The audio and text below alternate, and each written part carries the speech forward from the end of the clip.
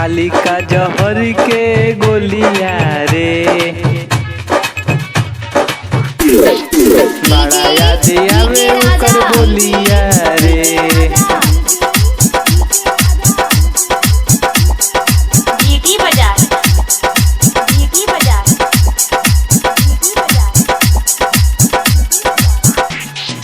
खाली का जहर के गोलिया रे बड़ा याद आवे ओकर बोलिया रे।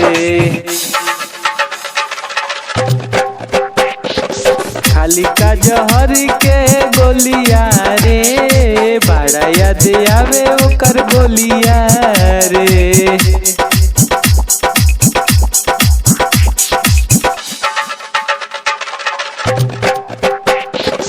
निदियो न आवे ओकर याद सतावे दूसरा घरे जाई डोलिया रे।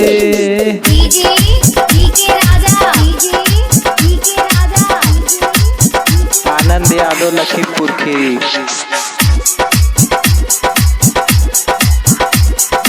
केजी लव खाली का जहर के गोलिया रे बड़ा याद आवे ओकर बोलिया रे।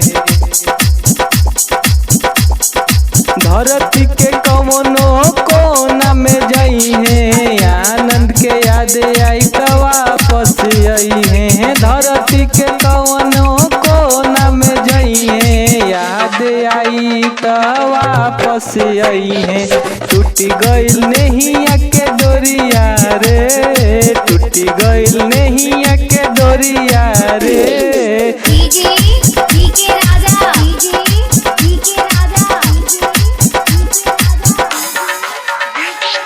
बड़ा याद आवे ओकर बोलिया रे बड़ा याद आवे ओकर बोलिया रे। खाली का जहर के गोलिया रे।